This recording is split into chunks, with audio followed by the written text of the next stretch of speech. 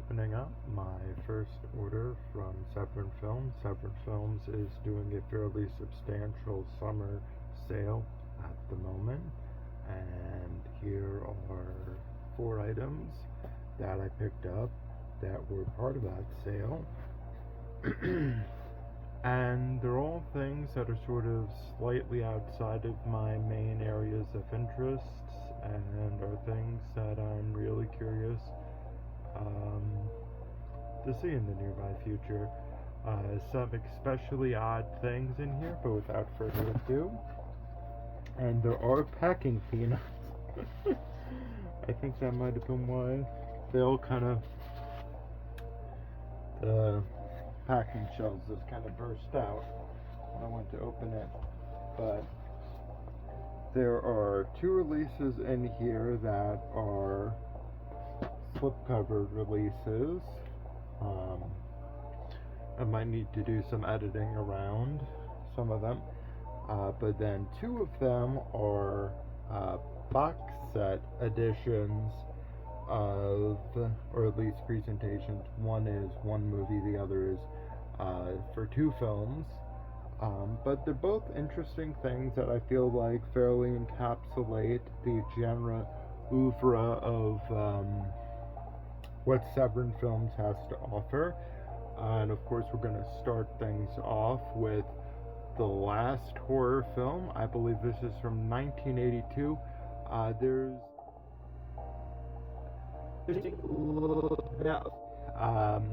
hidden camera on location stuff that was shot in and around the Cannes Film Festival. Cannes Film Festival. I think of the previous year, or maybe even of 82, but of a contemporaneous Cannes Film Festival. The back, I am unsure of why giant, life-size Jaina Bates. It might be contextually fitting into the world of the film, but I got this because I am really curious and interested in Joe Spinell, who is that guy. I saw this when I available at the being sold by Scream Magazine at the Wanna See Something Weird event. And speaking of something weird, this next release is a partnership collaboration release between Severin and Something Weird. It is The Wild World of Jayne Mansfield and Mondo Balordo.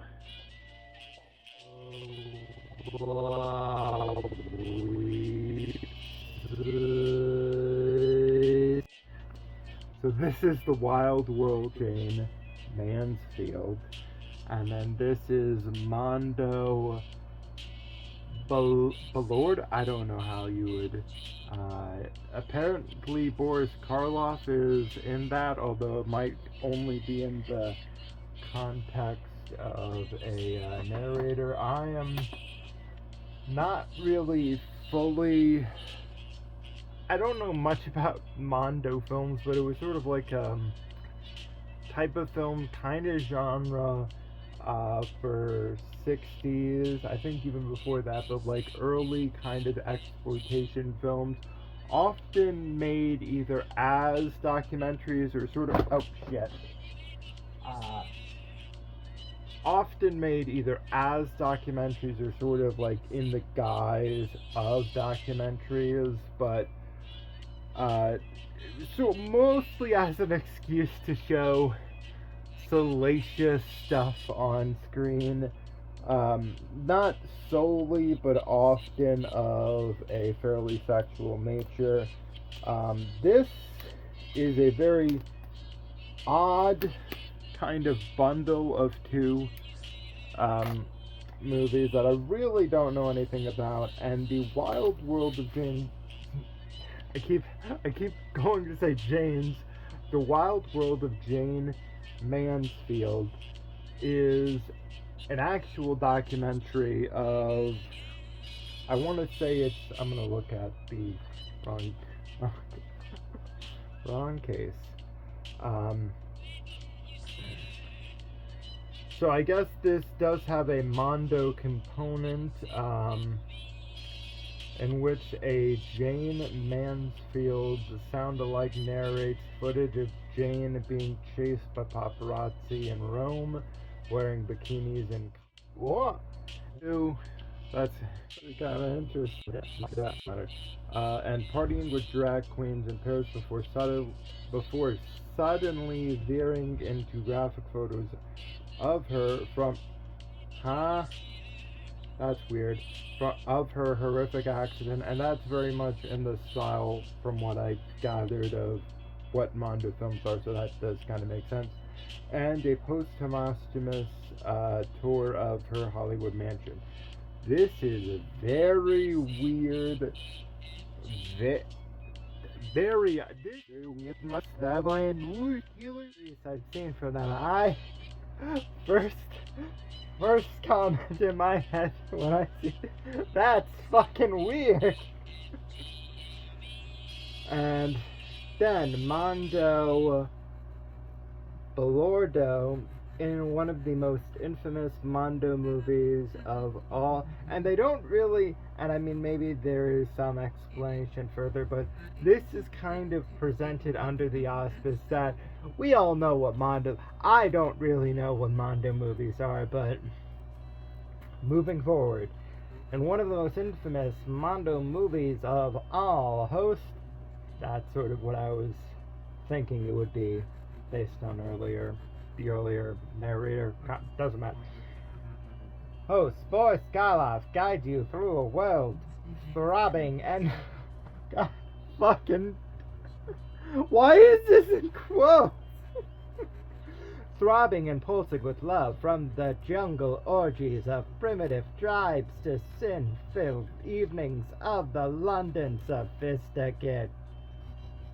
That was a quote. A quote to who? From what? Along the way, you'll also experience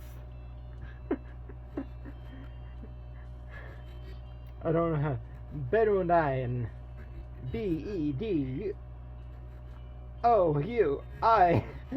and pimps, amorous dwarves, Spanish transvestites, German lesbians, Indian exorcists.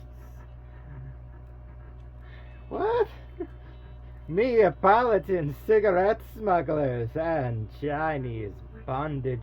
I love how it's just like all of these things, and then it's just like, you want to see some real fucked up shit?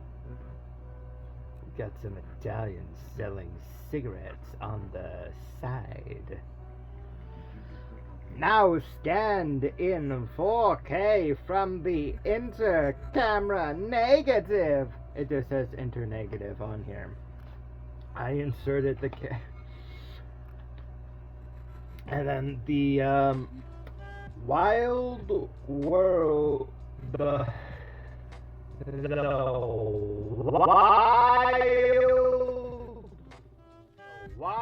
Wild World of Jayne Mansfield.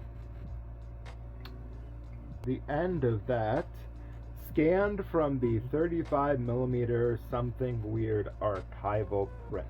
So that is interesting to know. And then we have a nice little Severin Films logo, and in orange like that. And following that, we're going to be using that sticker to cover up a bare buttocks from the slipcover release of a Jesús Franco movie. I believe this is either 82 or 83. This is the sexual story of O. It is It is very clearly one of the later 80s films from Jesús Franco. What do I mean by that? Well, it's basically out and out obliquely just sort of, yeah. It's in a pattern of films from Franco of being sort of like adaptations, extrapolations of Marquis de Sade stuff. And I'm not certain if this is exactly an adaptation of something from de Sade, because I don't really know that stuff. But without further ado, this comes with some special features. Now, the Severin Films releases of Jesús Franco Films generally has a segment of a documentary called In the Land of Franco included on it. This release has part 8 of that documentary, so In the Land of Franco, part 8, and then Franco's O interview with director Jesús Franco, and then this is a slight mouthful. Then, and it was the first listed special feature, then there's the sexual story of Frank -O interview with Stephen Thrower. I'm assuming he's a guy who picks people off profession. Author of Flowers of Perversion, the delirious cinema of Jesús Franco, and then the actual cover of the disc release itself is both fairly tame and also, I'm just gonna but it's this interesting kind of, I don't know if lens flare, but there's always an interesting kind of way that Franco has with composition, just from what I've seen of like covers for his films and images and just at the moment. And next up, this is another slipcover release of a Jesús Franco film, and I'm actually going to open this one. And it sort of is it's a slipcase that has a window kind of on it, that has a window shape to it in a similar manner to how two of the 4K releases from Blue Underground, although this might be the case if there's a Blu-ray release, but there's a slip on the releases for the Franco films of Justine and Eugene. I don't know how to, Angeline.